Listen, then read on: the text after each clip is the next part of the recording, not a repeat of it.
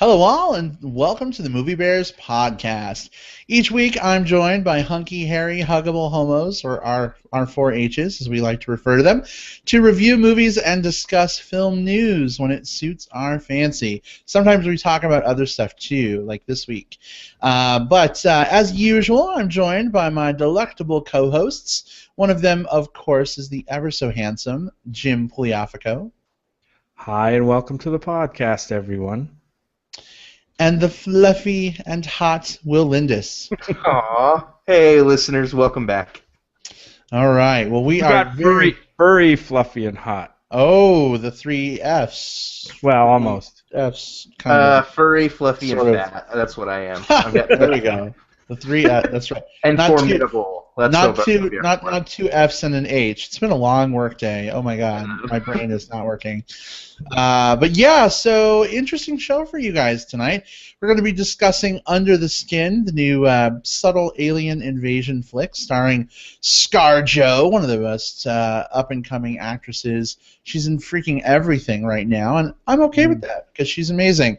We'll also be talking about our favorite alien invasion flicks. So it's a lot of alien goodness on the Movie Bears podcast this week. Before we get to that, though, we actually have some listener mail that we would like to share with you guys. Jim, what do we got?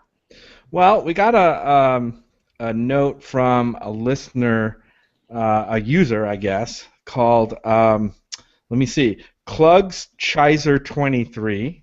Oh, my. Yeah, that's quite a mouthful.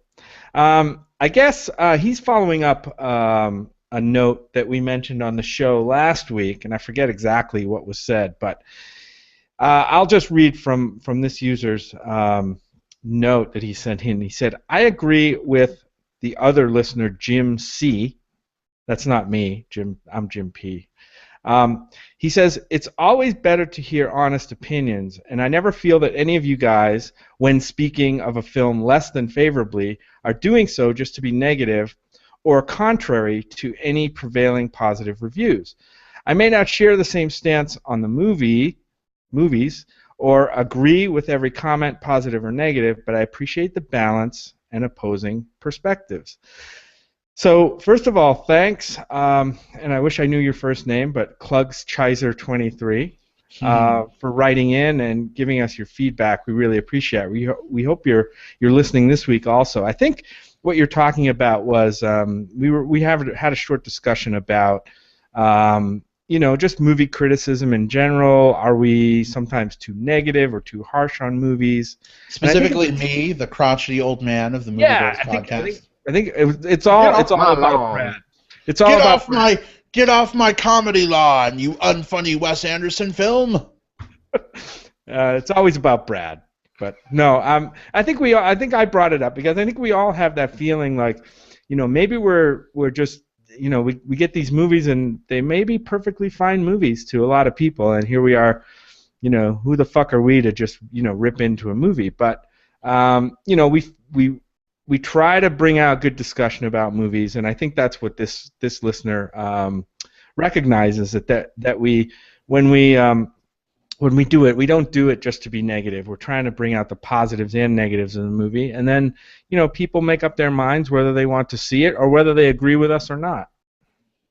Absolutely, Jim. You mentioned something that you mentioned, like, well, who the fuck are we? And I think that's one of the things that I like about what we do, or at least one of the things that I hope we bring each week, is we're not related to the industry. We don't have any sort of agenda or any sort of ties. We're just a couple, or we're just three guys who like talking about flicks. And sometimes that means we're gonna rally around a film that we love. Sometimes that means we're going to trash one that we don't like. But we're just coming at it from an honest perspective with our own initial reactions, again, without having any sort of like baggage or anything that we have to prove or what have you. So I'm glad for this listener, Clugschizer23. Yeah. God, that name's awesome. I'm glad that you like that. Does that mean something like in German or something? I'm sure it does. I mean, I'm possibly saying something terribly offensive. I don't know. I would never know. I guess I could do a quick Google search. But yeah, I mean, even when we trash a film, I think what we try to do, or at least, and you guys can correct me if I'm wrong, I don't want to put words in your mouth, but I think what we try to do is we try to look for, like, okay, here's some things that I liked despite not liking this film, or even on movies that we liked, we're like, here's some things that they could have done better. And sometimes we're better at it than others, and a lot of that's just based on kind of whatever emotional reaction we have to the film, but certainly I do appreciate the feedback, and we love getting comments from our listeners. Yeah, I mean it's super helpful to hear from you guys, and you know, I mean, especially I think for me personally, I know, make it all about me again, right? Sometimes I do feel a little negative. I feel like I'm a little harsh, but you know what? I'm okay with that because I feel like I try to balance my negative criticism with the good when there is good. But it's good to kind of hear validation, you know, from listener land. So thank you for writing in, and we really enjoy hearing from you. So. Thank you. We appreciate it. By the way, do you want to know what Klugschaser means? Yes, let's hear it. What does it mean? What have we been saying? Thank you, UrbanDictionary.com. But Klugschaser is a person, often intellectual, who consistently corrects other people's mistakes in writing, speaking, etc. In other words, he's a wise ass. Oh. Awesome. So, well, sounds like I need to be on my P's and my Q's with all of my grammar, or else I might get klugscheist. Well, how nice. You're such a Klugschaser. How nice is it then that we had a Klugschaser compliment what we're doing and not I know, right? We turned his ass right around. Oh boy, awesome stuff. Thank you for writing in. Absolutely, we appreciate it. Guys, if you ever want to get us feedback, we love hearing from you. Drop us a note on Facebook, send us a tweet on Twitter at MB Podcast, shoot us an email, moviebearspodcast@gmail.com. Love to hear from you guys. Never hesitate. If you hate us, if you love us, if you mildly tolerate us, you know, we can take it. We can take it. We're big boys. Send us your feedback. We'd love to hear from you. Very thick skin. Lots of thickness. As long as you don't get under the skin, you're fine. Oh. You know, I gotta tell you guys. I know we're gonna get to Under the Skin, but ever since I saw that movie, I've had Under the Sea stuck in my head. But I've been singing Under the Skin, like Under the Skin. And I totally want to do like a recut with footage from that movie and like the song with new lyrics. You know, that would be pretty funny, wouldn't it? That would be fun. That would be an awesome parody video. Yeah. If we had all the time in the world. I know. Yeah, right. And infinite talent. I know. And somebody who has the time and the talent, go ahead and get on that, will you? Yeah, just attribute us with the idea. Just credit us, yeah. Yeah, just tag us in the idea. We're cool. Yeah. All right.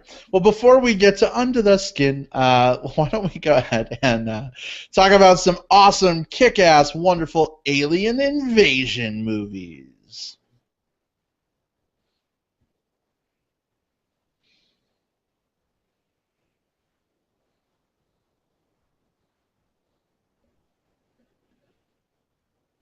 No, those of you who are watching us live stream right now, we did not freeze. We are still here. That was just a little pause for dramatic alien invasion music edited in post-production for the iTunes Stitcher audience. So yeah, let's kind of preface this a little bit. Under the Skin is, of course, about, you know, an alien invasion of sorts. We won't spoil you too much. But so in honor of this movie, we decided we'd talk about some of our more favorite, possibly historical, alien invasion films and maybe geek out a little bit about those. There are certainly tons of movies around this idea. It's nothing new. We've had films, you know, dating all the way back to like 1934 dealing with aliens coming to Earth and fucking shit up. Mm-hmm. And I just dropped the first fucking of this week's Movie Bears podcast, but you know what? That's okay. So, Will, why don't you kick us off? What's your first choice for favorite alien invasion movie? So this was a hard list to come up with because there's a lot of these films out there. And when you start looking at alien invasion flicks, of course, there's the very traditional, like, you know, lasers and things exploding. Then you have things that are more subtle or things that, you know, explore different themes thereof. So you have a lot of options to choose from. And for me, I kind of took a step back and I looked at like what I enjoy about alien flicks as a whole. I like the way that aliens are looked at as kind of like a metaphor for usually something else, some sort of like other, some sort of like strange idea or some sort of concept that makes society uncomfortable. At least a lot of them do. So the very first one that I chose is one of my absolute favorite alien flicks of all time, and that's The Day the Earth Stood Still. And I'm talking about the 1951 version, not the I guess the more recent one with Keanu Reeves, I believe. Good thing you clarified, because I was totally thinking you meant Keanu. Yeah, no. Will, I'm proud of you. You're proud of me for not choosing Keanu? This is the first time you've actually picked a movie older than any of the movies that I'm picking. Did I go the furthest back? I may have. Yeah, so what I love so much about this one is this is a different type of alien invasion in that it's not a bunch of people, a bunch of aliens just like blowing up buildings, a bunch of people like being taken out by laser beams. This one was very timely at the time. We're talking, we're post World War II. We're at the dawn of the nuclear age, and this alien, Klaatu, comes and says, "Hey, Earthlings, we know that you're now nuclear, and you guys need to stop doing this, or we're going to destroy you because we're afraid of what's going to happen, if once you reach the stars." And so this becomes a cautionary tale against like humanity going to war, against our constant like need to one up one another, this arms race thing that's happening.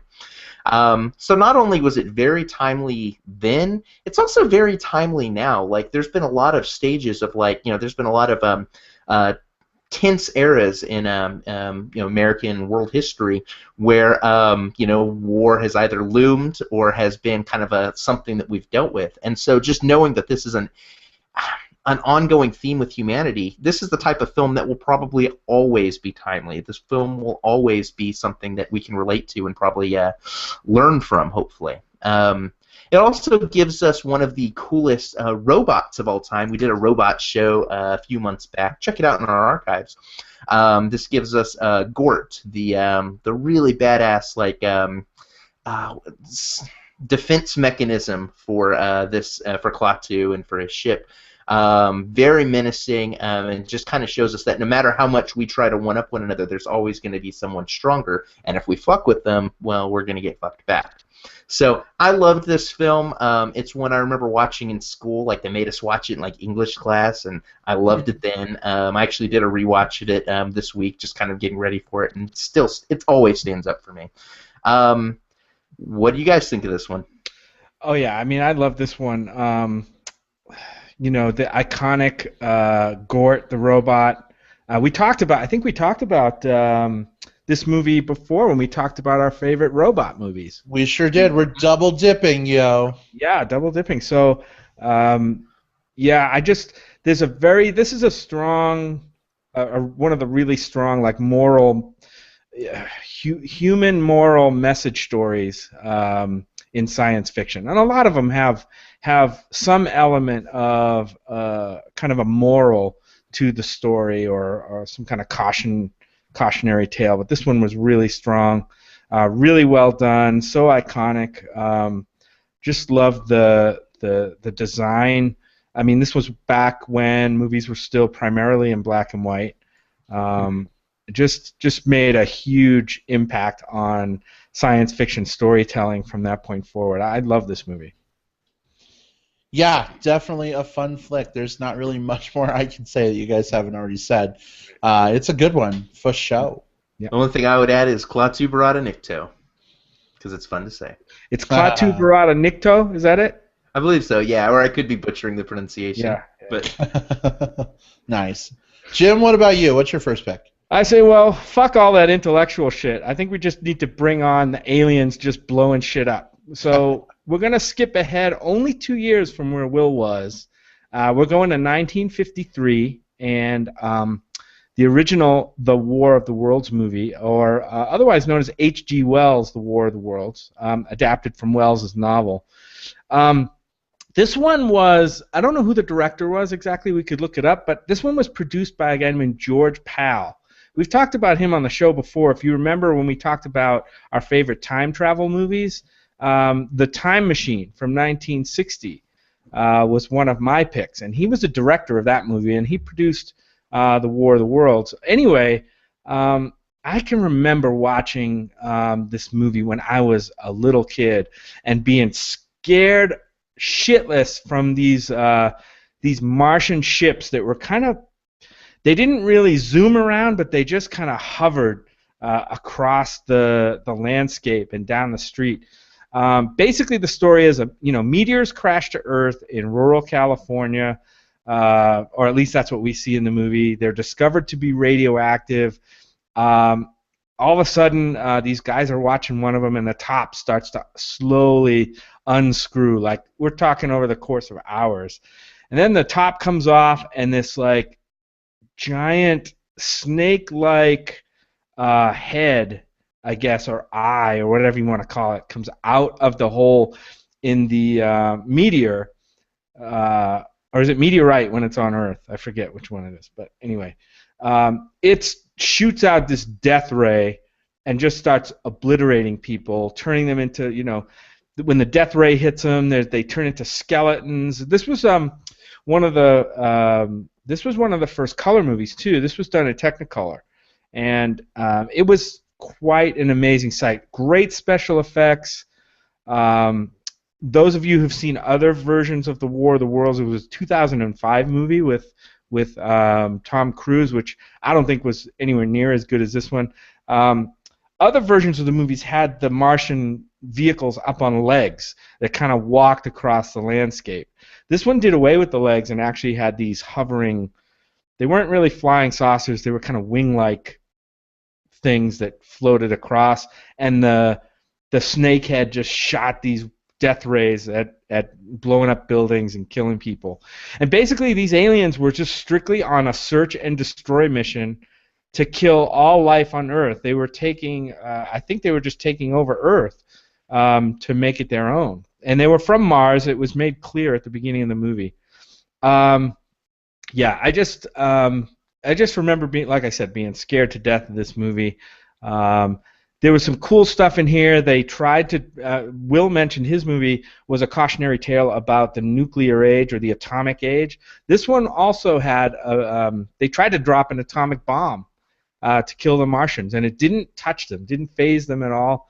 They brought out a thing called the Flying Wing, which was a giant bomber. I forget it's YG-49 or something, and it dropped the bomb on them, but it didn't do anything. Yeah, it's a great movie. Have either of you guys seen this one?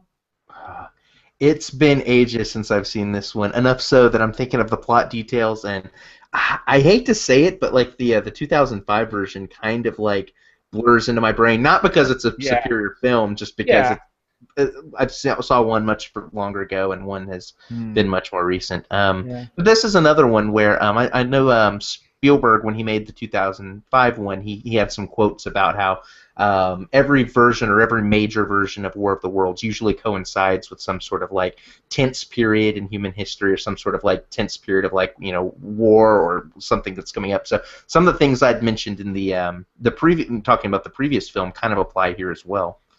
Yeah, I mean, the movie, I mean, basically, there's nothing that the humans can do to stop these aliens, and that's why, they're called Martians actually in the movie, and I mean, that was a scary part because we had thrown everything but the kitchen sink at them, and we couldn't kill them, and in the end, what gets them? Spoilers for the War of the Worlds is just Earth-born microorganisms attack the Martians, and they didn't have any defenses for that, and it killed them. That's right. If a cold can fuck my shit up, it can fuck your shit up too. That's right. That's right. That's right. Yep. Good film. Good pick. All right. Well, for me, I'm taking us back to not quite so far distant past, 1996. My first pick is Independence Day, starring Jeff Goldblum, Will Smith, Bill Pullman, all kinds of star power in this movie. This is really just a fun popcorn flick for me. It's not a heady, make you think about it, alien invasion movie, see under the skin. It's just a fun, like, aliens have arrived, they're screwing everything up, they're taking over and obliterating, major cities, bye-bye White House, you know. And so humanity basically has to rally together to, you know, fight off the aliens, spoilers, whatever. You know, we sent Jeff Goldblum and Will Smith up in a captured alien ship to upload a virus and, you know, blah, blah, blah, blah, blah. I think. Wait a minute, upload a virus? Where have we heard that before? I know. Viruses everywhere. Right? So, I mean, I think a lot of people have seen this film. It's very universally loved. I was doing some research on, like, the favorite alien invasion movies ever, and it's on, like, every list I saw on the interwebs. So I really appreciate it. I think it's a lot of fun. But maybe not everyone's cup of tea. I don't know. What do you guys think? Well, I love that it's I'll let Will speak on it. I actually, I have to admit, I never saw that one all the way through. This is one you should check out, Jim. For me, it's like, it doesn't necessarily have, like, it doesn't have all of the themes that some of the other ones that we talk about, but it doesn't suffer because of that. This is a film that makes you sit up in your chair and go, fuck yeah, several times through the course of the movie. Like, honestly, like, there's some really weird things in this film that shouldn't work, but I think everyone brought a level of sincerity to this film. Like, they wanted to make this film, they were passionate about it, or whatever it is. Something worked. And so this film ended up being a lot of fun. Even the hammy stuff, like with what Randy Quaid does, works really, really well. This is one I've probably watched a dozen times, and I can sit down and watch it whenever it comes on HBO, because it's on HBO often, because it's always an enjoyable watch. Absolutely. So, Jim, maybe you and I should watch it, because I've been meaning to see it again. Jim's, like, making funny faces. No, I have to sneeze. But I have to sneeze. It's those microorganisms. Uh-oh, we've uploaded the virus. No, if you want to watch it, I'll be glad to watch it with you. We totally need, like, a Blu-ray. Is it on Blu-ray? I'm sure it's on Blu-ray. I'm sure it is. We'll have to take a look. Yeah, for sure. All right. Will, what's your next pick? So I'm sticking with the theme with my next pick.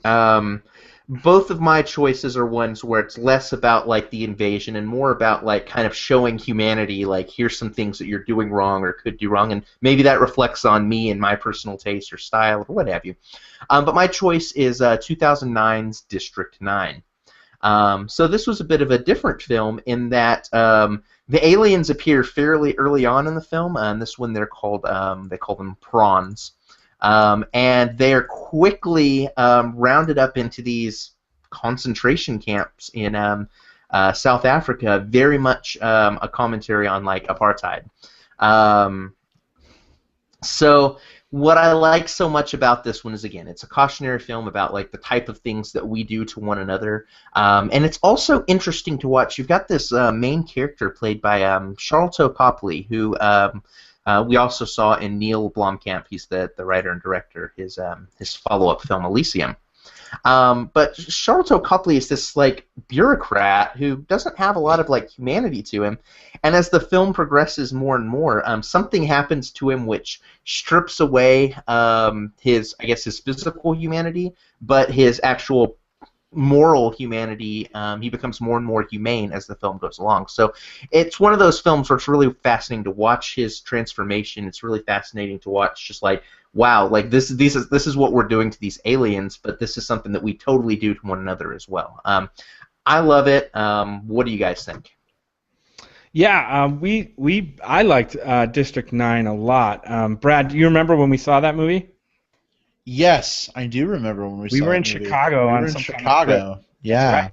Yep. We sat in the very, very front row of one of those, like, stadium seating places. Like, so the screen is, like, towering, like, feet above us. I remember. It was brutal. I don't usually sit in the front row. I like sitting kind of close, but not that close.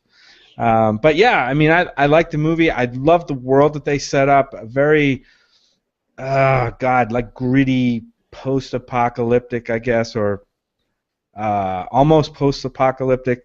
Also, I just love the overall commentary on, class position and class hierarchy that the movie set up. Like that one. Yeah, and I think the special effects were good too. Like, it was nice to have these kind of movies with, effects where the aliens aren't always in the fucking rain, like, obscuring them. You know what I mean? To, like, give them an easy out. I think of, like, other alien shows and movies, and I guess it makes the effects easier because you don't have to work as hard with the rain. maybe. Right. But like we're seeing aliens like marching around in broad daylight, you know what I mean, in brightly lit like hospital rooms. And that was something I wasn't used to seeing. I really appreciated a lot of the visual aspects of that. So good story, good plot, great visuals. If you haven't seen the film yet, you really should. It's awesome. I liked how the one thing that stood out for me was how they humanized these aliens that were living in these like concentration, no, not concentration, but like these like refugee refugee camps, and how the movie as time went on showed how they tried to show how these were actual beings with feelings and thoughts, and I like that part of the movie. Indeed. Good pick. All right, Jim, what's your next one? Ooh, my next pick jumps all the way forward to 2011. A movie. It was kind of a small movie that year, written and directed by Joe Cornish, who you may have heard that name around. He's right now writing the screenplay for the Ant-Man movie. But anyway, this movie came out of the same camp as movies like The World's End, Shaun of the Dead, kind of that regime. But anyway, it was a low-budget street gangs meet aliens movie called Attack the Block. And it was, it's set in a fictional housing project in London. It's basically about how this gang, led by its gang leader, character named like Moses, worked together to bravely battle these aliens. And this movie was actually both scary and funny. The aliens were really cool. Low budget. You could tell it was low budget. Not a lot of huge special effects, but what they had, they made really scary. The aliens were like these gorilla-sized things covered in black fur that kind of absorbed all the light, except for their teeth, which had this bright glow. So they would light them, so you see these things coming down. All you see is the teeth coming at you. Giant claws. They traveled in packs. I thought it was pretty terrifying. Another thing I'll mention about this movie, two things.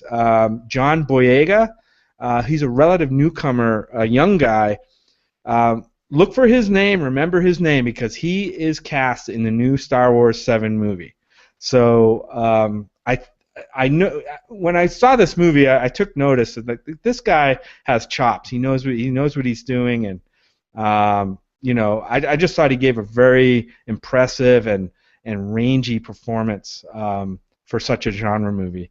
Also has a nice cameo appearance by Nick Frost. If you like the stoner Nick Frost with dirty hair, this is the movie for you. But just a really fun, fresh take on the alien invasion movie. I think the movie was like criminally underseen when it came out a couple of years back. But if you look, it's got a 90% fresh rating on Rotten Tomatoes. It's a really well-made, low-budget alien movie. Brad, I know you saw it. I think you saw it with me, right?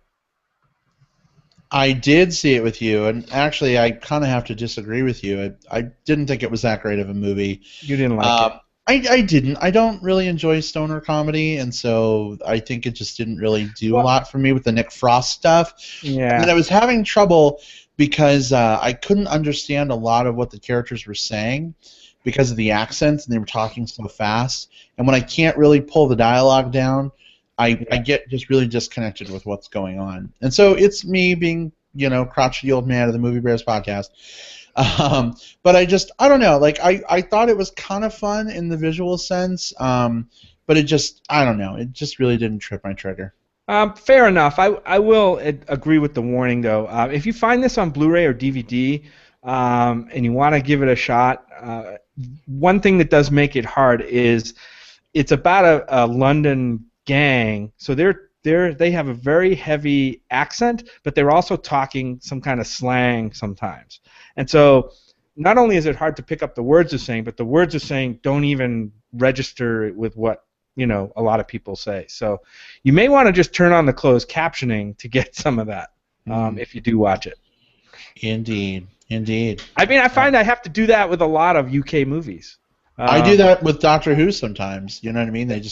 Sometimes they talk so fast and the accents are so, out there. Will, did you see this one? I didn't, so unfortunately, all I can do is say it's in my queue and pass the baton back over to Brad. Yeah, I haven't seen this one. Okay. All right. All right. Well, let's see. For me, my last pick, it goes all the way back to 1987. I was 6 at the time when I saw this movie. I remember it terrified me as a kid of like going out into the forest. I'm speaking, of course, of Predator, starring Arnold Schwarzenegger. Have you guys seen Predator? Are you familiar? Bits and pieces for me. Oh my gosh, yes. In fact, when I saw this one was on your list, Brad, I was like, oh man, because this one was in contention for me. Yeah, it's so good. Great minds think alike here. Indeed, I'm picking up what you're putting down. Predator is awesome because, like, I won't give a lot of spoilers. It's old enough that I think a lot of people haven't seen it. Sometimes, Arnold Schwarzenegger is part of this like jungle Delta Force, squadron, whatever. I haven't seen it in a long time. My memory may be fuzzy. I don't know. But basically, they're in like the jungles of Peru or something, and this alien pod like crashes down, and so we come to find out that this alien creature is like watching this battalion as they're going through and doing stuff in the jungle, and they eventually starts like killing them off. And what's cool is you get these perspective shots from like the alien's point of view. Like you see through its helmet, you see like the HUD display, which after seeing Jodorowsky's Dune this weekend was interesting to learn maybe the genesis of that. But you got to watch this alien like stalk them. Plus the alien could like make itself mostly invisible. Arnold Schwarzenegger had to like cover himself in mud so that his body heat didn't like give away his position. There's just so much like fucking 80s awesome cheese battle machismo alien awesomeness. Like there's no way you can not like this movie. I thought it was pretty incredible. I don't know. What do you think, Will? I loved it. So for some reason, I guess it was because of the time that it came out. This was a late 80s flick. I was like 5 when this movie hit theaters, so I did not see it like in real time, but as a young kid, like 4th, 5th, 6th grade, this was one that I ended up seeing just a lot. Like it was one that was on television a lot. I think we had a VHS of it, and so I would pop this movie in a bunch and just watch Arnold Schwarzenegger just kicking ass in the jungle. What I loved so much about it was, one, the Predator design is really cool. As many of the sequences where you don't see what's going on with him because of his cloaking, that's creepy. But then when you do see him and he pulls off his mask and he's got this and he's got this tech and all of that, like he's legitimately frightening. Added to this is you've got all of these like badasses, these military badasses who are all getting picked off one by one. And of course, we always think about Arnold Schwarzenegger, but man, there were some really cool scenes with like Jesse Ventura, Carl Weathers, Bill Duke, like a lot of the guys that were in that, like dying off to this Predator, do so in ways that are really interesting and really cool. And way more so than you'd expect from a film like this. So yeah, Predator was great. It spawned some sequels which didn't do it as much for me. I know Predator 2 was awful. Yeah, Predators which was the one I saw, Brad, with the I think it was on another planet. Was it on another planet? You probably saw Predators, the one with Adrian Brody. I think so. Yeah. Yeah, that was the one we saw. Yeah, it's just a few years ago. Yep. That one was okay. Yeah, but it's no 1987 Predator. That film was fucking legit. Indeed, absolutely. All right. Well, sorry, pardon my coughing. Very quickly, honorable mentions, guys. What do you got? Oh, let's see. I had one. What was it? I forget. Why don't you guys start? Yeah, there's a few that are worth mentioning. Roddy Piper and They Live. If you want camp, there's always like Plan 9 from Outer Space, and if you want, I guess, more camp, there's also Mars Attacks. So those are ones that all fit like maybe the less serious side of some of the things that we've talked about today. Yeah, definitely. Kind of along the lines of less serious as well, the Men in Black movies. I really liked the first couple. I enjoyed those. Those were fun.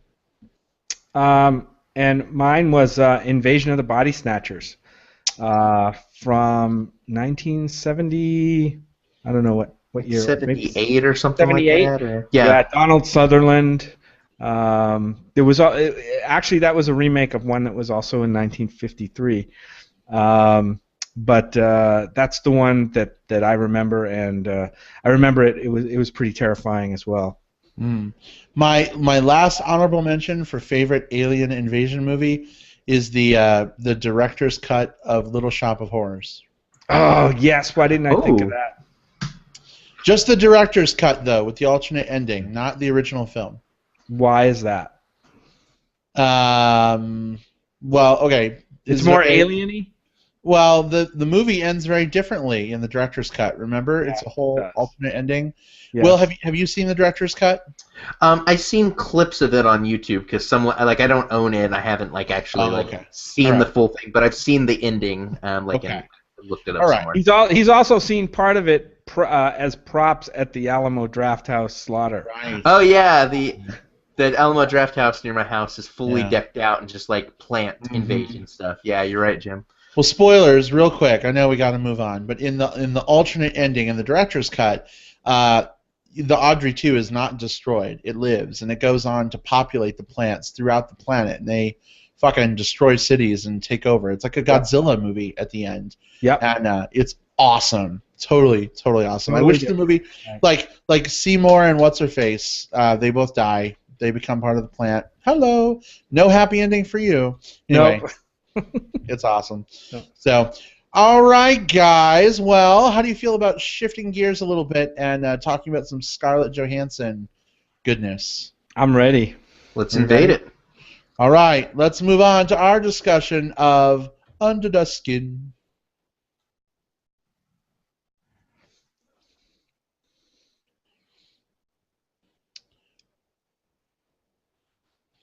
All right. So, we're going to stick to our normal formula here. We're a little predictable, but that's okay.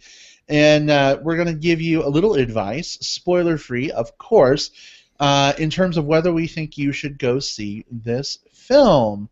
Jim, why don't you kick us off? What do you think? Rent it? Check it out now? Skip it? Boy, this one's going to be difficult to really talk about until we get into spoilers, but I'll try my best to give my impressions. So this is Under the Skin is the latest movie starring Scarlett Johansson, or as Brad likes to call her, ScarJo, because they're on a ScarJo, yo. They're on even better than first name basis, I guess. It's directed by a guy named Jonathan Glazer. He directed a couple of previous movies, one of which I did see and one of which I didn't. Sexy Beast, which I did not see. And a movie called Birth, which I did see. Brad, did you see Birth with me? I don't think so. Nicole Kidman. This kid comes back who's reincarnated as her dead husband. No, didn't see that one. That was a pretty creepy movie too, although not as far out there as I would say Under the Skin is. Under the Skin is, as I said, is a tough to give a synopsis of. So I'm just going to read the one-sentence synopsis that's on Rotten Tomatoes, which kind of gave me a little bit of a laugh. And here we go. It says, an alien in human form is on a journey through Scotland. And so that's the one-line synopsis of the movie. But yeah, I mean, this movie kind of knocked me through a loop a little bit. I really liked it, and it kind of snuck up on me from an unexpected place. I didn't know what I would get. I'd like a small little independent movie that maybe had some cool things in it. But this is one of those movies, the more and more I think about it, the images and the ideas that are in the movie, the more I like it actually. And I just, I've been thinking about it since we saw it over the weekend. We actually saw it in a kind of a late night screening after a busy day, and I was really worried because I had heard that it was kind of a slow tone, what do you want to say, like a tone poem almost. And I'm like, oh great, we just had a big dinner, we're going to see this movie at 10:30, it's going to be a really tough slog. And it kept me awake the whole time. I really loved it. It's a visually gorgeous movie, I think. I like the way lyrically it unfolds. It has a very haunting style, an amazing soundtrack, which we'll talk about. And if you guys download the audio version of this, we're going to try to put some of the soundtrack in on the movie. Just something that I hadn't heard anything quite like it before. It kind of a little bit reminiscent though of what was the Rob Zombie movie? Lords of Salem. A little bit, kind of like that droning, like atonal chanting thing that you get from the Rob Zombie movie. That's what it reminded me of a little bit, but just done, I think, a lot better. As far as the style of this movie, think about the best Stanley Kubrick movie you've seen, and then mash that up with Terrence Malick, his style. That's kind of what I got out of this movie a little bit. Let me see. Speaking of Terrence Malick, is Terrence Malick the guy who did Tree of Life? Or am I? Yes. Yeah. So we have a comment from one of our longtime listeners and a super sweet, hunky, amazing guy, JB Price, who says, "What did you think of Tree of Life? I had the same opinion of both." ... No, well, I mean, I'll comment on that, Brad, and you can too. I like this movie a lot more than I like Tree of Life. I think this movie gave me, anyway, a lot more to think about. Similar in style, kind of.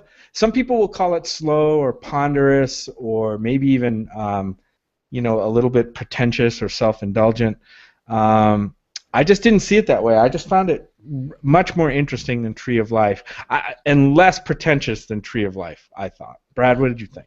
I totally agree with you. I thought Tree of Life was pretty universally horrible. Again, I didn't use that word. Curmudgeon of the Movie Bears podcast as I shake my water bottle. But I really liked this film. I thought it was good. So, I mean, I'll save my comments for after you guys have raped the movie for all the good stuff it has. But I don't know. I don't know. I think it was way better than True Life. Yeah, I'll just say that, hey, we say a lot when we do our non-spoiler section that, hey, this movie maybe might not be for everyone. But boy, is that ever true for this particular movie. Although I think it's a very good movie, I know that not everyone is going to like it. In fact, for everyone like me who kind of likes it, there's probably people who really hate it. Maybe JB said he had the same impression of both movies. I don't know if that's positive or negative. I don't know. JB is a man of mystery. Who knows, yeah. JB. But this movie definitely will not hold your hand from plot point A to B to C like we normally get in a lot of movies these days. You're going to have to kind of stick with this movie and let it unfold in front of you and then figure out or let it show you the story that it wants to show you. It's got long shots. The pacing is kind of, it holds shots where apparently not much is happening in the frame for a long, long time. Some people are going to say that's boring and stupid. Like, where's my fucking explosions and spaceship already? This is supposed to be an alien movie. The reaction's going to be polarizing. I came down on the positive camp on this. As a matter of fact, I think this movie would kind of stand up to multiple viewings because there's things that I'm trying to unpack. Like, what did I just see? Did I really see this? Maybe someday would like to go back and revisit it. But anyway, I blabbed on long enough about this movie. I really like it. I say go out and see it for yourself. I think it's worth seeing on the big screen. It's that visually interesting, at least. If not, like I said, it's not for everybody. But for those of you that this sounds like something that you'd like, definitely see it while it's out. Yeah, I've got to echo a lot of what you just said. This is one of those films, Under the Skin is one of those films that when we get to talking about our year-end best of lists, unless just like a bunch of like amazing films come out, this one's probably going to hit somewhere on my list. It is very, very high up for me. It's already knocked a bunch of things off of my list this year. It left me spellbound afterwards because it covers a lot of heavy topics. in very abstract and creative ways. That said, I can't say that this is necessarily the type of film that everyone will enjoy as much, because if you're the type of person that wants a popcorn muncher, if you want something that's a little bit more quickly paced, this isn't going to be the film for you. This is a very slowly paced film. It's a very deliberately paced film, and this isn't a director who doesn't know how to pace. This is a director who purposefully takes his time on shots to let part of his story, or let a particular image, or let a particular mood just kind of unroll there on the screen. You mentioned some directors that he reminds you of, and this is a guy that Jonathan Glazer, he's only done, this is his third feature, you know, behind Birth and Sexy Beast, which was quite a good film. He also did a lot of music videos for Massive Attack, and this video, very Jamiroquai. simple. Jamiroquai. He did one for this group called UNCUT. This video called "Rabbit in Your Headlights," I believe, and it's just an exquisite video. It's like one of those ones like you should go watch it, even if you don't like the music. Put it on mute, watch the video. It's cool. But anyway, I digress.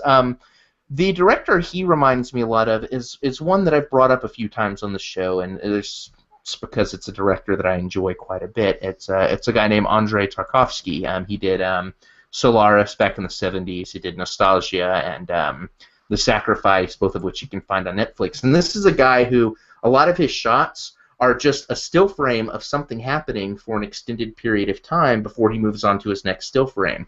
A technique Glazer uses quite a bit here. You can almost take almost any scene from this movie, screen capture it, hang it on your wall, and you've got like a very nice art, because he frames things very comfortably in his film. Whenever he does one of those long shots, it's very meticulous, like why the camera is where it's at. It's not an accident. It's not just something that happens. In terms of the story itself, it's very interestingly developed. You've got this. We'll get into the details here in a moment in the spoiler section, but the stuff with Scarlett Johansson really builds on itself. You go from not knowing much about the character to starting to get an understanding of her as the film goes along. But it's still, I mean, this is a film about an alien, so there's still a lot of these things that are very abstract or complex, or that I don't think that you're really meant to 100% like wrap your brain around, because it is dealing with an alien. This is dealing with someone whose values and ideals are, at least at the onset of the film, very different than ours. So, should you go see this film? I would like to say yes. This is a film that I think is really amazing. I think this is a film that really, it's a challenging film, but in the right way. It's a complex film in the right way. It'll probably leave you a little exhausted at the end of it, but a good one, like, you know, like a good workout, or like a really fun roll in the hay. This is the type of film that will, you know, that's not going to be easy with an alien to get through. Yeah, right. Well, yeah, maybe. This isn't the type of film that's going to necessarily be like a fun, enjoyable Friday night watch. But again, I think you should go watch it. I think, you know, even if you're the type of person that isn't really in for like the slowly paced films, at least with this one, challenge yourself. Step outside your box. Give this one a whirl, because I'm right there with you, Jim. This one had a lot to offer, and there's a lot that I think I would really pick up on a second viewing. All right. Okay. I mentioned earlier that I liked it better than Tree of Life, which is true. I'm sorry, guys. This movie was a total, like, snore fest. Like, there are some good things about it. I liked it overall, but, like, to go see it in a movie theater, I would totally recommend you not do that. This is, like, I don't know. If you're going to spend $14 to go see a movie in a theater and then buy snacks, I don't think this is worth your investment unless you're really into like art house films, unless you're into like very heady sort of intellectual films. I don't think you're going to be happy spending the money to see this movie. I'm not saying it's not worth seeing. I'm just saying I don't think you're going to necessarily be pleased unless you're someone who goes to see a lot of indie movies at your local independent theater, who is, you know, exposes, you know, if you're someone who exposes yourself often to these kind of heady films, then I think you'll really like it. Maybe you'll get a lot out of it. But I think for a lot of people who go to the theaters to see movies these days, especially like normal non-indie theaters, especially to go see an alien movie, this is very like anti whatever your expectations are. It's a good film. I like it. I think it really makes you think about a lot of things. But I mean, it's ponderous, and that's a good thing. But I think for a majority of the movie-going audience, it just may not be your cup of tea. And it's weird because I did like it, but I still think it's a snore fest. I like a lot of the questions that it kind of poses. I like kind of the character arc, and I'm not looking at the screen because I see you guys making really horrible faces at me. I like, sort of the character progression of Scarlett Johansson's character. Will, that was terrifying. Maybe you should be the alien in a movie. Thanks for interrupting my comments, but I don't know, guys. Like, it's cool. There's some great stuff to it. I can't really give it my seal of approval. Go see it in a movie theater. I would say just rent it on Blu-ray. Oh my God, Blu-ray or Netflix it or something. It's it would be an interesting watch. But I would not say go spend $20+ to see this in a movie theater. Go ahead, vilify me, burn me down. No, that's not unfair. I think a lot of people who go to movies may have that reaction, are going to have that reaction. I want to, Brad, I want to relate an interesting thing. In our screening, at the end of the movie, when the credits started to roll, some dude in the back stands up and basically yells out, like, seriously, what the hell was that? Does anyone have any clue what that was? Please tell me. And it was like, I didn't know if he just didn't really, he may have been in the same camp as you, Brad. Like, just, I didn't know if that was a plea to discuss his ideas on the movie, or he was just totally lost. I have no idea. I think he was lost, and I hope you're not saying I'm dumb, but no, that's not what I mean to say. I'm just saying a lot of people are going to have that reaction to it. Right, it is a complicated film, and that's not like if you don't get all of the plot points to it, that's okay, because I don't think I got all of the plot points. I don't know, Jim, that anyone would necessarily be able to walk out of that and say like, okay, nailed it. I know everything that happened there, because I think with this guy in particular, and I was listening to conversation while we were walking out from different people, and he was not alone. Like, a lot of people, were there on date night. It was a Saturday night. You know what I mean? And a lot of people were like, what was that? I have no idea what I just watched. That was the stupidest thing I've ever seen. And I think that reaction isn't because it's the stupidest thing maybe they've ever seen. It's that it's so, like, anti-expectation that they maybe had. And they didn't realize they were walking into an alien art house film and not, like, a sultry, seductive, vixen, alien revenge movie. You know what I mean? Like, this is very different, I think, than what people expect, especially when you see it in, like, a mainstream movie theater. Like, you know what I mean? I don't really think they knew what they were getting into. Well, it's got Scarlett Johansson, so a lot of people maybe were just like, "Oh, that's the Black Widow. I want to see that." And then there might be some people who, when I first started hearing about this film, the film that jumped into my mind right away was a film from, I think it was the '90s, called Species, which was like a kind of a very similar in like the I guess in the in the abstract sense, but once you start digging into the plot details, they totally go different routes. But I see what you're saying there, Brad. Like, I don't think this is a film that everyone is going to enjoy in the film. I would challenge our listeners to, like, what I would do is I would challenge our listeners to, like, go see it, not because this is the type of thing where it's like, go take all of your buddies, take your date, this is going to be like a fun Friday night. But for our listeners, I want you to say, like, this is a complex film, it's a challenging film, and it's like cutting through, like, like a tough steak, but it's an enjoyable steak. So this is a good one, like, if you're maybe by yourself on a Sunday afternoon and you're thinking like, man, I want to try something a little different, I want to do something a little new, this is who I would recommend this film for. Agreed. I definitely agree with that for sure. All right, guys, what do you think? Spoiler time? Are we good? Yeah, I think so, because I think there's quite a bit to talk about. Yeah, let's look under the skin. Okay. All right, spoilers are officially fair game. If you listen beyond this point, you are willingly walking into an alien spaceship to be probed. You know what you're getting into, so you have been warned.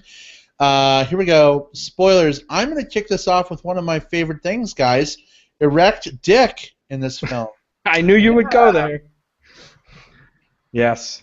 Erect dick. What do you guys think about that? Well, I think that the director made a really brave choice in not shying away from one of the central points of this movie. We're in spoilers now, right? Yep. So we're talking about an alien who is has the appearance, at least, of a female human.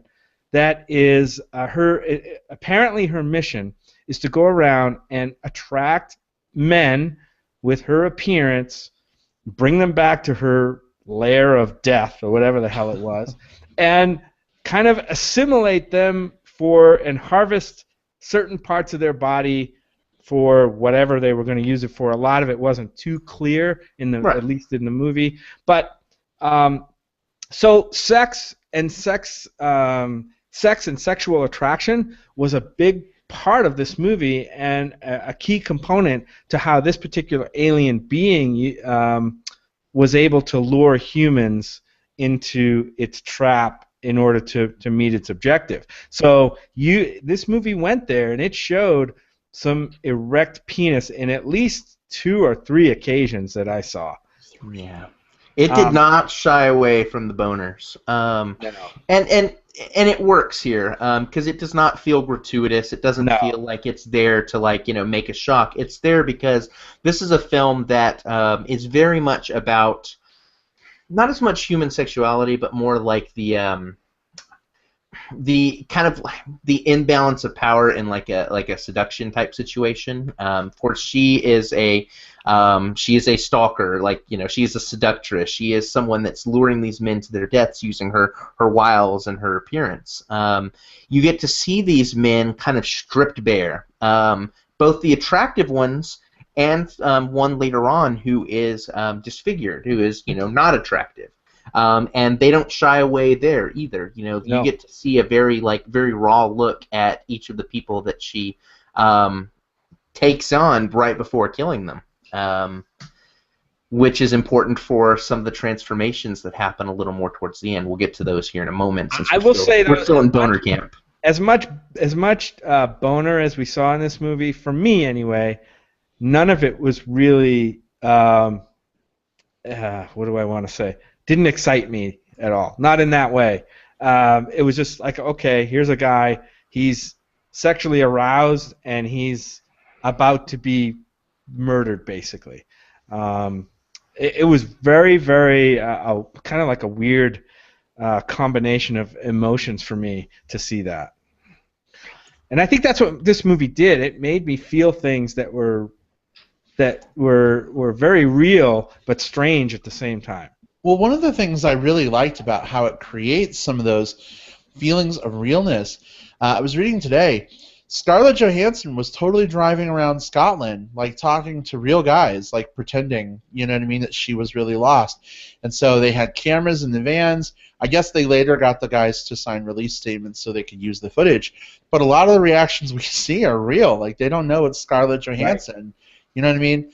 And that sets up so much of the suspense as to what's going to happen. It makes it feel really genuine when she finally gets someone to kind of come along with her, and things go from there. And I really appreciated that aspect. Rolling around in her white van. I know, right?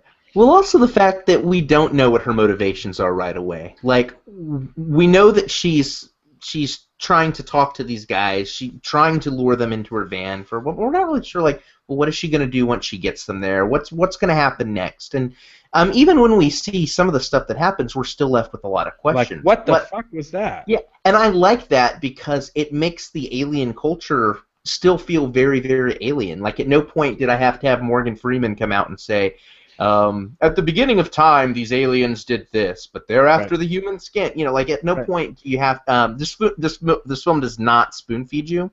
It leaves a lot of questions up in the air, and I think it's important that it does that because ultimately, if they'd spent a lot of time showing what happened after things were harvested, I think it would have distracted from the more important theme, which is that that kind of element of humanity and it's kind of I don't want to say straight out rape culture, but that's a big portion of this. Just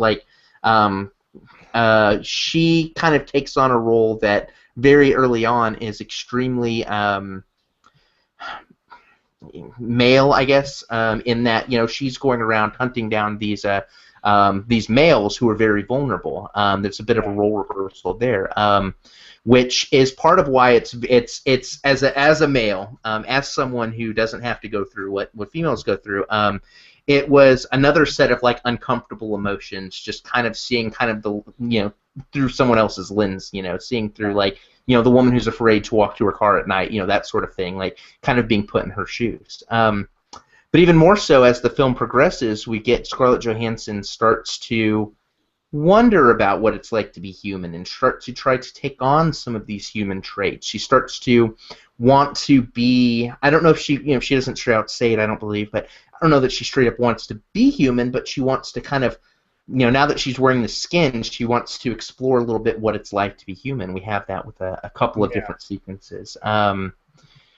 Yeah, well, I get what you say. I think the movie's main themes have to do, and it's not super clear. It's not crystal clear. It doesn't really crystallize that strongly, but the pervading one that I got was about gender roles and objectification. So, in the beginning, when she's an alien and she's on a mission and she's hunting down guys and drawing them in, she is objectifying the men as targets of her mission. And then as her kind of human, after wearing the skin, she starts to kind of feel herself almost as human as the movie goes on, and particularly with one encounter with the disfigured guy, that's kind of where it starts to switch around. And as she becomes more human-like, and we see at the end, she becomes the object of objectification again at the end. And I just thought that story was just so well done. And how they did that. There were just we should talk about some of the. I mean, there's just some amazing visual scenes in this movie. The first couple of scenes with the black goopy stuff or whatever the heck that they're in. I was just like, what the fuck am I watching? And then when they went under the surface and they showed from one of the guy's perspectives, he was in the stuff and he's looking at another dude that's been in there for a while, and you can see he pops like a balloon, and his skin just starts to float around, and the rest of him, I guess, gets washed out into this sluice of human whatever. I mean, just stuff, just crazy visual stuff like that. How about the beach scene with that was awesome. With the drowning and the murder and the baby kid on the beach screaming its head off. To me, that was one of the most disturbing things I've seen all year on screen so far. Like, I know people love their dogs. I know I love my cats. But, I mean, if you're drowning to get to your dog, the dog can probably swim better than you can. It seemed a little dumb, but maybe it was an emotional decision, that she's all, paddling out to try and get her dog. And then the husband leaves the kid, on the beach to paddle after her. And they all die, and the kid's left there to basically be alone. To also die, probably. Yeah. Yeah. What's so interesting about that is whether they were smart decisions or not, those were very human reactions. My loved one is out there drowning, and I'm going to go after it. And you get this weird juxtaposition where this is before she meets the deformed guy. This is when she is still, very, very alien in her viewpoints on people, and so she watches with this kind of. She watches the whole thing play out, basically. Very distantly, very, she doesn't get the emotion. I think at this point, what we're supposed to see is that she's fascinated that there is this emotion, but she doesn't quite get it herself, and to the point where she leaves. The baby is left there. Well, no, she actually. Well, she goes up to the dude and. Knocks him on the head with a rock, if you remember. Kills him, yep. She kills him and leaves drags him away. Yep. Yeah, and just that scene was really chilling. And then the other scene that got me was at the end. I thought the ending was terrible but beautiful at the same time. The only thing that got me was at the end where they had the attempted rape, and then the guy discovers that whatever she is not what he was expecting. To me, if I'm alone in the woods with a woman and she ends up being like or I think she's an alien, I'm not gonna come back, dude. If I run away, there's no fucking way I'm coming back, even with a gun or anything. I mean, who knows what she could do? So. Well, at that point, she's still like lying / sitting on the ground. You know what I mean? She's not moving fast. She looks to be kind of debilitated. Like, if I've got gas in my truck 5 feet away and I can run grab it real quick, maybe I'm gonna kill the alien. You know, who knows what she'll do when she gets back up? You know what kill I mean? it now because it's gonna come after me in 5 minutes or 10 minutes or whatever. That scene with her on fire running through the woods was, and she starts to peel off the skin, and we finally I think we saw a glimpse earlier in the movie, but at the end we finally see her alien form, and we don't know if it's male or we don't know if it's male or female. Right. I mean, it's just or it even has a gender. Yeah, it's just a beautiful scene before she before she ended up burned at the end of the movie. Just I thought it was sad a little bit. I thought it looked amazing. Just her running through the woods on fire was. You know what I'm really, really sad about in this movie? Like, it just left me with this aching melancholy that I just have not been able to get out of. Why didn't we see the dick of the raper guy who was actually kind of hot? That was the biggest tragedy in the movie. I've got no comment there. I know. Brad, would you have given the movie higher marks if you had?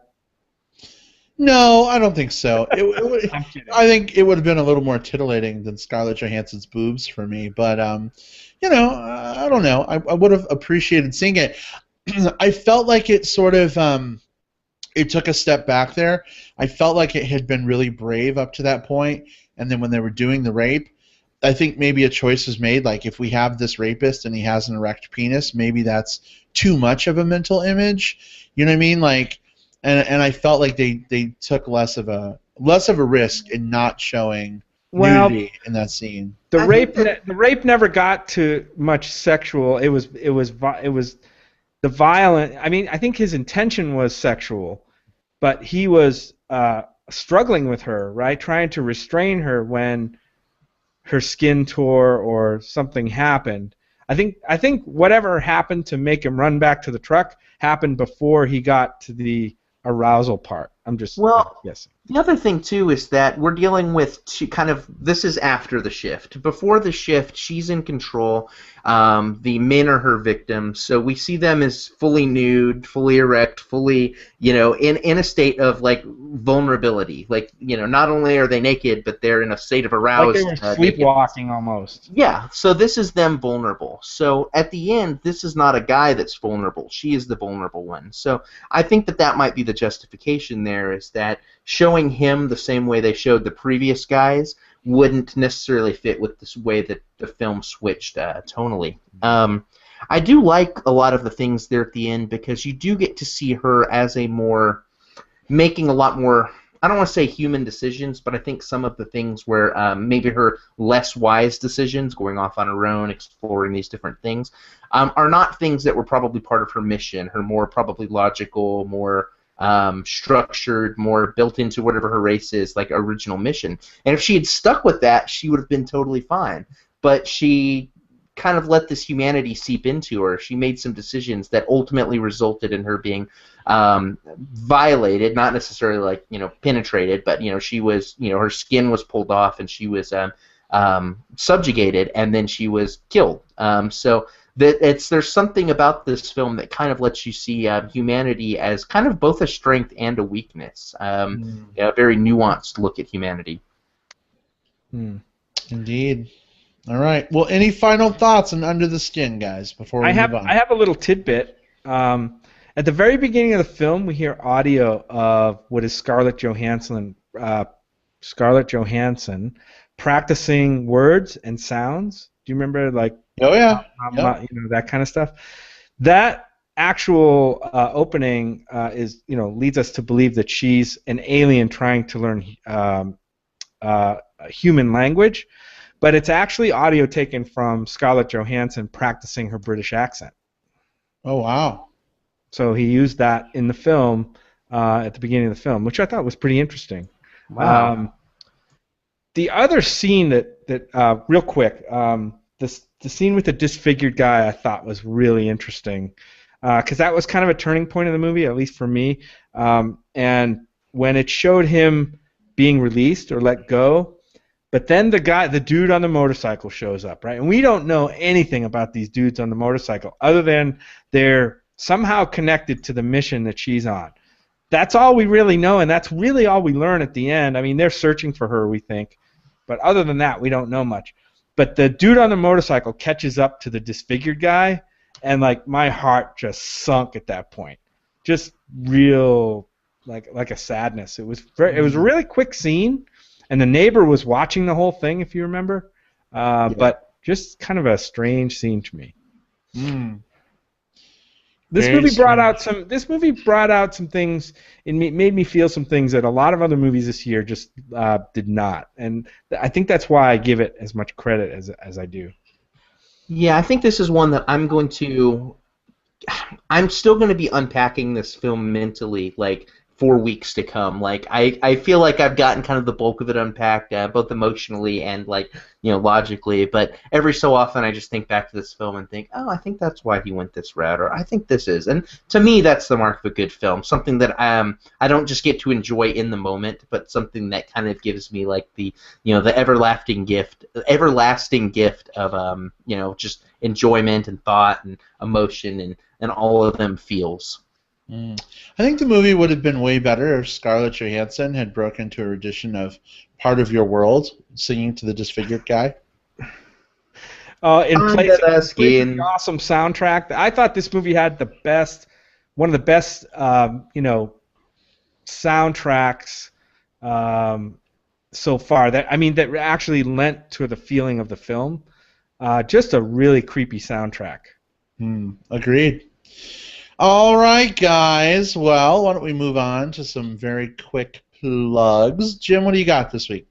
I'll just say that if you have a chance to see the documentary Jodorowsky's Dune, we got to see it. We were lucky enough that it's playing here right now. Will, I know you want to see this one. So bad. It's a great documentary. So many things I learned about the production of Dune, having never really seen the Dune that actually did get made, but it's about Alejandro Jodorowsky. It's about his making of the movie Dune that actually never came to fruition. The project stalled because of money issues primarily, but just the amazing work that went into the storyboarding of it, the casting of it, his passion and vision for some of the things, not just his vision, but some of the artists that he had working on it. I mean, he was going to have Salvador Dali star as the Emperor in this movie, and it never came to be. A great documentary. If you get a chance to go out, please see that one. Agreed. It was so freaking good. Absolutely. All right. Well, Will, what do you got? Yeah, for me, first thing I want to mention is I had a chance to watch. It's out in limited release right now. Only Lovers Left Alive, which is the new Tilda Swinton and Tom Hiddleston, who you would know as Loki. Yeah, it's a vampire flick about these two lovers who have they've been together throughout the centuries, and they're kind of dealing with what it's like to be in modern society. Very good flick. Fantastic to be able to see Tilda Swinton and Tom Hiddleston in these lead roles, because they're both actors who can, who have the chops to pull off the leads, but they're often put in kind of like the character actor supporting role because you can do that with really talented people. There's a lot of things that are great about this film. It's it's a slow burn, so I would not do like a Under the Skin / Only Lovers Left Alive double feature night, because they're both slow burn flicks, both amazing films. But I think it's like kind of like a really fatty dessert. Like it's really good, but you need to enjoy it by itself and then let it digest. So go check that out if you haven't had a chance to do so. Also, check out my blog, thelindslist.com.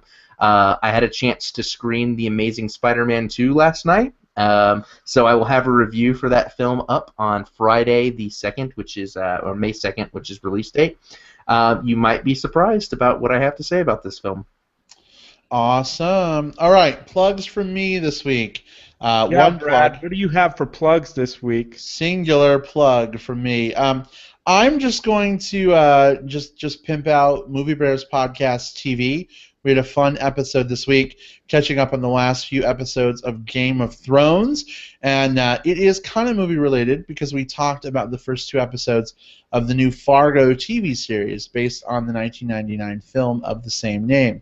If you're not watching, Game of Thrones or Fargo, I guess maybe there's not a lot for you to tune in to listen to, but I don't know. It was a fun conversation. Now is a really great time to pick up Fargo. I thought the first episode was kind of the second episode was a lot better, and I'm really interested to see where this series goes. But yeah, definitely check out the latest episode of MBP TV if you're watching either of those shows and see what we had to say. It was kind of an awesome conversation. I'm really proud of that show. Jim's holding his finger up. What? Can I get one more tiny plug-in? I guess. What? For those of you who don't know, we all kind of take turns and write a movie column for Bear World magazine. So if you get online and want to check out a cool bear-oriented magazine and read some of our writings about movies, typically we write about what's coming up for. Will's got one in the current issue right now, I think, for spring movies, and then we're going to have a South by Southwest recap, and we have summer movie previews coming up. So check out Bear World magazine specifically for the Movie Bear podcast articles, but the whole magazine's pretty cool too. Indeed. We love us some Bear World magazine. All right. And we got another live comment just in under the wire. Not JB again. Not JB. Paul Alderete. We mentioned him, several times before. He's the father of pointing out our 4 H's. He says, "I love Attack the Block, Jim." And he says, "Sexy Beast is a great one. You will dig it." So, validation. There you go, right there. It didn't come from me, but it did come from Paul, so you got it. All right, guys. Thanks, Paul. Well, thank you so much for joining us this week. As usual, we love hanging out with you guys who've been hanging out live. We see several of you have been chilling out with us this week. You've been a little quiet, though. It's okay to, give us a comment. We may give you a shout-out. Come on and hang out with us. That's right. We like doing it live with you, for sure. We don't bite. Live and uncut. Oh, wow. Hey. I know. Yeah, right? for those of you who think Under the Skin is, a porn about uncut dudes, it's not. Although they were, they're going to make the porn parody. It'll be slow. It'll be long. But it'll be satisfying in your end. It'll be a slow blow. I mean, burn. Slow. All right, guys. Well, thanks so much for hanging out with us this week. All of our episodes are available in iTunes and Stitcher Radio. And, of course, you can always check out the video recordings of these live streams if you're listening to the audio and you feel so inclined to watch us do our thing. We got some hot, hunky man meat on this show. So if you're only listening audio-wise, you're missing out on half the fun. Maybe something you want to check out. But we'll see you all next week. Not sure what we're doing yet. Probably Spider-Man-ish. I don't know. That's the big release. Some spider movie. I don't know. Arachno something? Thwip, thwip, thwip, thwip. Probably Spider-Man. Yeah, I know. All right. Anyway, we've droned on enough. Good night. We'll see you guys later. Bye. Bye.